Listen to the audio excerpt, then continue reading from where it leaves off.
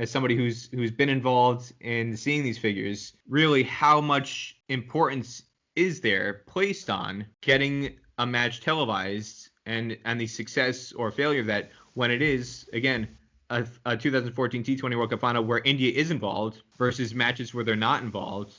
Sure.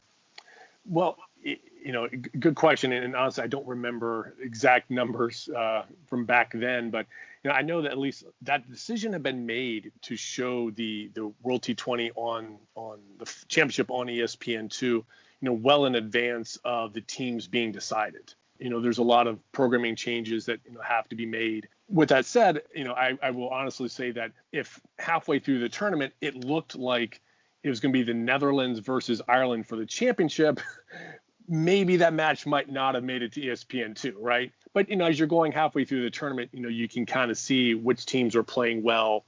And you never, like anything, right? NCAA championships, Super Bowl, you don't know what the matchup's going to be until, the final whistle blows on the end of the semifinals.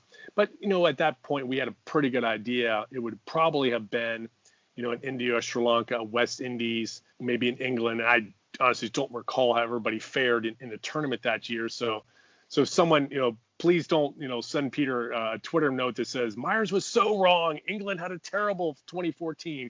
I don't recall exactly, right? But we kind of knew going through that there'd be probably one of the blue bloods, if you will, using a kind of college basketball term, would be making it to the finals. So we felt pretty confident that it would generate viewership. But I would say the answer of the important in the kind of more macro level, the importance of one of the Indias and Australias and England, et cetera, or West Indies, for this market, right? I mean, for America, obviously a lot of popularity and passion around the West Indies team here.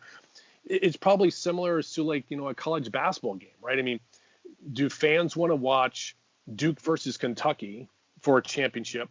Or do you want to watch, gosh, I'm going to pick out two schools and they're probably going to now hate me and I'll never get some kind of honorary doctorate from them. But would you rather see like Butler take on NC State, right? I mean, who has bigger fan bases? Sorry, and Butler and NC State, please, again, don't.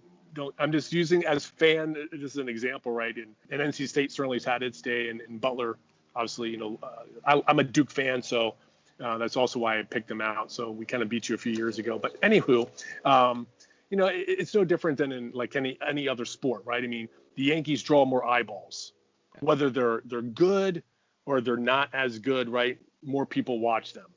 I'm a Dallas Cowboys fan, right? Cowboys, whether they're 14-2 or 2-14, there's people that want to watch, right? Because they either want to cheer them on or they want to watch them fail.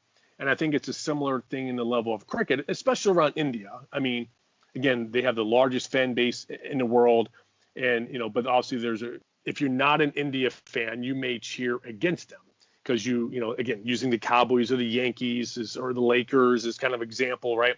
If you got a rabid fan base that wants them to do well, there's also a whole bunch of people that are just fine watching those teams lose. Oh, the Cowboys are 1-15 this year. Fantastic, right? Lakers aren't going to, Lakers going to lose to Golden State tonight. And, great, right? It's the same thing, I think, with India, that you have a hardcore group of people, but, other countries are just as happy to see them not perform as well, not make it to the final, bomb out. Like I was at the 2015 Cricket World Cup in Australia, and India made it to the semifinals, and I don't recall exactly what the final score was, but Australia pretty much throttled them.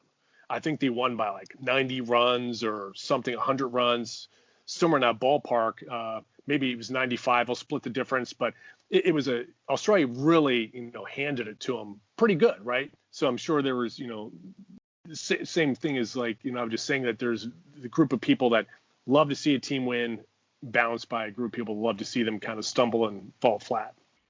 You're almost right on the money there. 95 runs was the margin there. All right, there you go. All right, because I remember watching, and it was one of those things that like I think Dhoni had a pretty good day, but it was just like the Australian bowlers just kept him down, right? Like India just couldn't get boundaries in that match, right? I mean, like I think Dhoni was like rotating the strike and all that, but like no one kind of got hot and was like, all right, I'm going to go off and hit, in this over, we're going to score 15 runs. And that was going to be the breakthrough that would then propel them forward. they just couldn't seem to get off of. I mean, again, all credit to the Australian bowlers in that match for kind of keeping India's score down. I mean, again, you're there as somebody who appreciates cricket, but you're also there wanting to get a match in the final that's going to draw ratings back on ESPN USA. You've got the host country going up against the biggest ratings draw. Right. Are you hoping kind of internally like, oh, geez, Dhoni has to score a century here, or else this could mean the difference between like a couple $1 million of ad revenue going up in smoke, and maybe some, staff adjustments when we get back from Australia? Do these thoughts go through your mind?